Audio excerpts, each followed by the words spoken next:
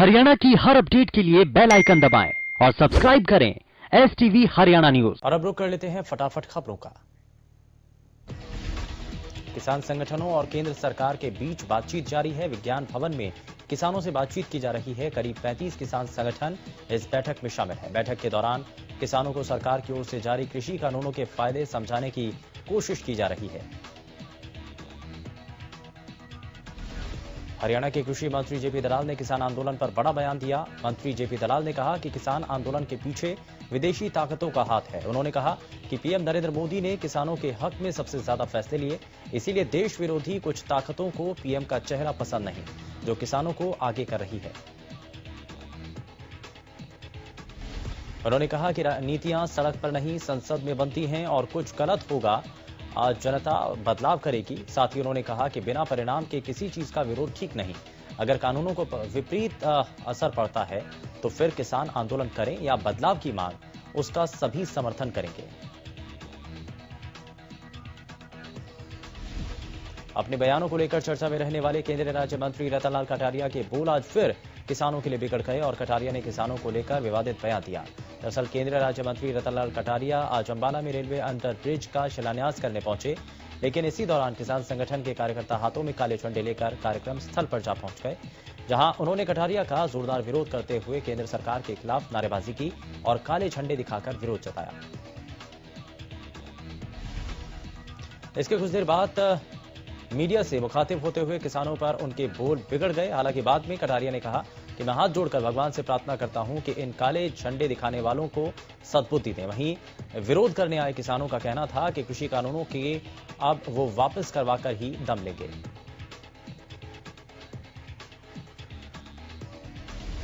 किसानों के समर्थन में प्रदेश भर की खापों की मीटिंग चल रही है। बैठक के दौरान आंदोलन कर रहे किसानों को जरूरत की सामग्री पहुंचाने के लिए जिला स्तर पर आंदोलन की योजना बन रही है।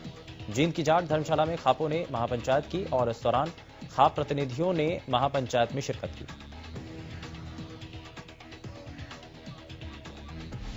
महापंचायत के दौरान दिल्ली बॉर्डर पर आंदोलन कर रहे किसानों को मदद मुहैया करवाने के साथ सरकार पर किसानों के मुद्दों को लेकर दबाव बनाने के लिए भी विचार किया गया। सरकार पर किसानों के मुद्दे पर दबाव बनाने के लिए विचार किया जा रहा है। रतिया में भी किसानों के आंदोलन को और तेज करने के लिए खेती बचाओ संघर्ष समिति की बैठक हुई। इस मौके पर खेती बचाओ संघर्ष समिति के अध्यक्ष जर्नैल सिंह मलवाला ने बताया कि दिल्ली में किसान बड़ी संख्या में पहुंचे और रतिया से भी हजारों किसान दिल्ली पहुंचे हैं और रोजाना किसान ट्रैक्टर ट्रॉलियों से दिल्ली की ओर जा रहे हैं। उन्होंने कहा कि रतिया में बड़े स्तर पर खाने पीने का सामान, लंगर, सब्जियां, दूध और जरूरत का सामान दिल्ली की तरफ भेजा जा रहा है। टिकरी बॉर्डर पर किसान संगठनों ने प्रेस कॉन्फ्रेंस की। हरियाणा के 17 किसान संगठन इस प्रेस कॉन्फ्रेंस में शामिल हुए। किसान संगठनों ने प्रेस कॉन्फ्रेंस कर आगे की रणनीति बनाई। नए कृषि कानूनों पर निर्णायक लड़ाई के लिए डटे किसानों को देखते हुए दिल्ली की सभी सीमाओं पर कड़ी निगरानी रखी जा रही है।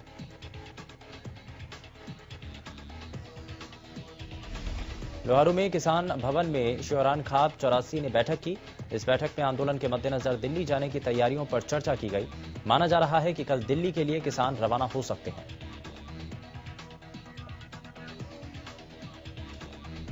आंदोलन कर रहे किसानों को समर्थन देने के लिए अंबाला में आढ़ती एसोसिएशन ने एक दिन के लिए मंडी बंद कर सांकेतिक हड़ताल की। अंबाला आढ़ती एसोसिएशन के अध्यक्ष धूनी चंद ने कहा कि अगर सरकार इन काले कानूनों को वापस नहीं लेगी तो ये हड़ताल अनिश्चितकाल तक के लिए बढ़ाई जा सकती है।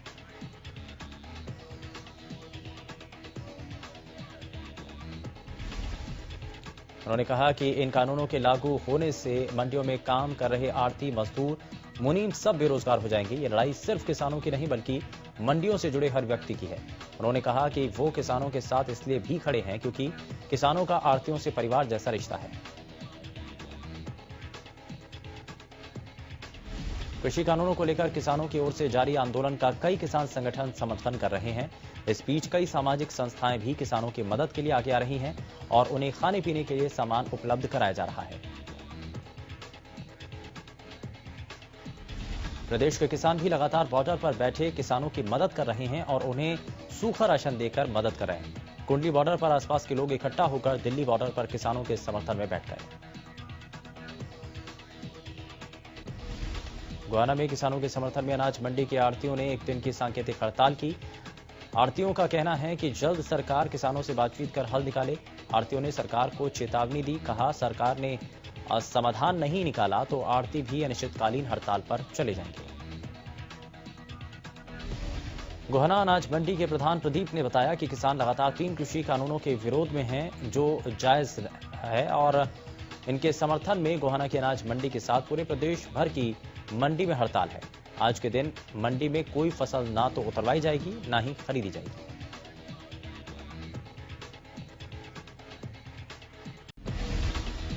फतेहाबाद में कृषि कानूनों के विरोध में और किसानों के समर्थन में व्यापारियों ने मंडी में हड़ताल आकर धरना प्रदर्शन किया। मंडी के मुख्य गेट के आगे धरने पर बैठे व्यापारियों ने सरकार की नीतियों और तीनों कानूनों की आलोचना की।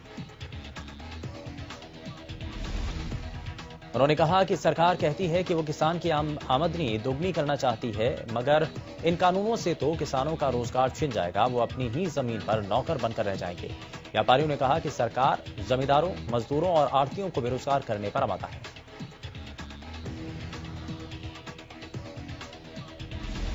किसान आंदोलन का असर झज्जर की अनाज मंडी में देखा जा रहा है। किसान आंदोलन के चलते मंडी में समय पर सब्जियों की गाड़ियां नहीं पहुंच रही। किसान आंदोलन के कारण सब्जियों की सप्लाई सुचारू रूप से नहीं हो रही।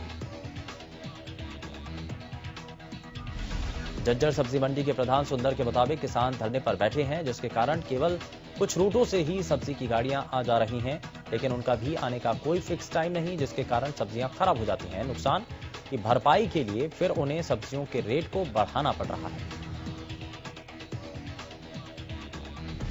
मंडी के प्रधान के मुताबिक कई सब्जियां ऐसी हैं जिसके लिए झज्जर दिल्ली पर निर्भर है और अब विवाह शादियों का सीजन है, लेकिन विवाह शादियों में भी लोगों को सभी सब्जियां नहीं मिल पा रही। उन्हें केवल वही सब्जियां मिल रही हैं जो लोकल में उपलब्ध हैं।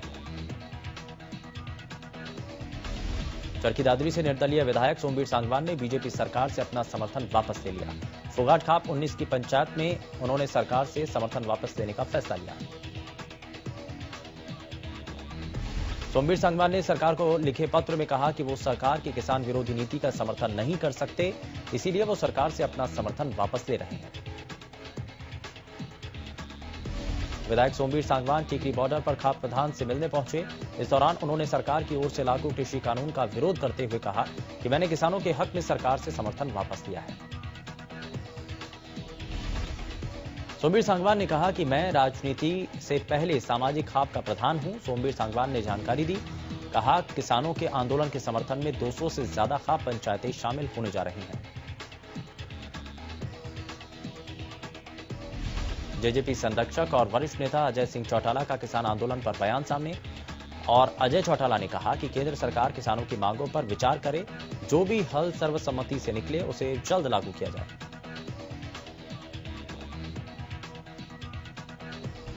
जेजेपी संरक्षक और वरिष्ठ नेता अजय चौटाला ने कहा कि किसानों की परेशानियों को दूर किया जाए, केंद्र सरकार एमएसपी को एक्ट में शामिल करने पर विचार करे।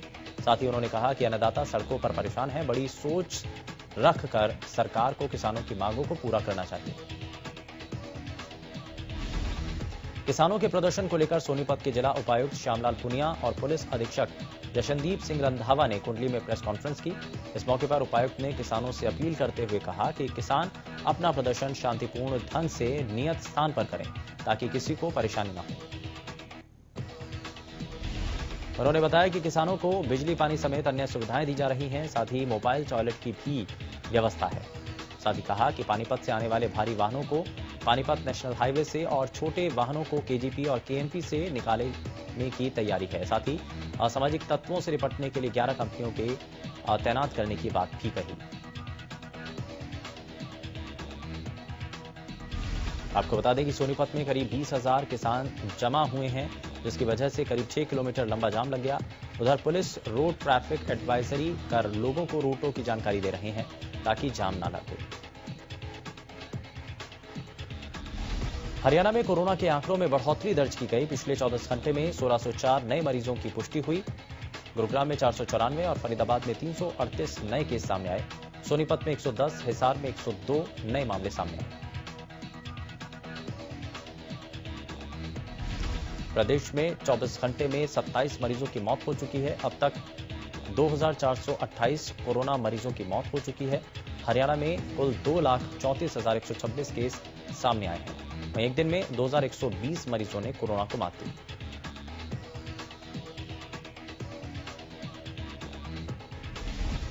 जींद में फूड सेफ्टी विभाग की टीम ने डेयरी की दुकानों पर छापेमारी कर देसी घी, मावा आदि के सैंपल लिए। डॉक्टर राजीव शर्मा ने बताया कि शिकायत मिल रही थी कि मिलावटी देसी घी, मावा बेचा जा रहा है, जिसके बाद सफीदो गेट अमरेहड़ी रोड पर 5 डेयरी की दुकानों पर छापेमारी कर देसी घी और मावा के सैंपल लिए। सोना पुलिस की क्राइम टीम ने नाकेबंदी कर एक शातिर वाहन चोर को गिरफ्तार किया। पुलिस ने आरोपी के कब्जे से गुरुग्राम के अलग अलग जगहों से चोरी की गई 5 मोटरसाइकिल बरामद की। पुलिस से मिली जानकारी के मुताबिक आरोपी युवक दिलशाद नू जिले के गांव टाई का रहने वाला है, जो काफी समय से मोटरसाइकिल चोरी की वारदातों को अंजाम दे रहा था।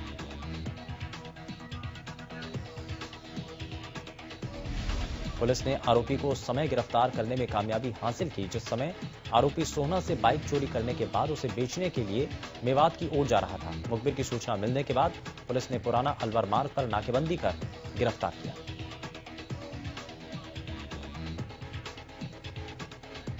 अंबाला स्टेशन के पास बनने वाले सुषमा स्वराज चौक और वहां से साहा तक निर्माणाधीन 4 लेन के बीच आने वाले ढाबों, दुकानों, घरों समेत अन्य संस्थानों पर आज पीला पंजा चला।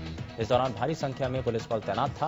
हालांकि भारी पुलिस बल की तैनाती की वजह से किसी ने भी इसका विरोध नहीं किया।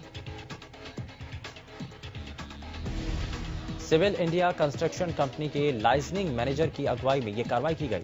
इस दौरान स्टेशन के दोनों ओर बनी दुकानों और ढाबा मालिकों में हड़कंप मच गया। मैनेजर मोंटी की माने तो ये 4 लेन का काम उनकी देखरेख में चल रहा है।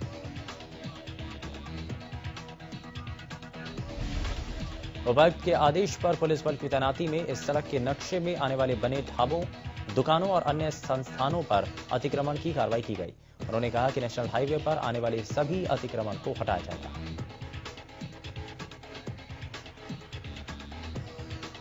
प्रदूषण को कम करने के लिए कई तरह की योजनाएं और अभियान चलाए जा रहे हैं।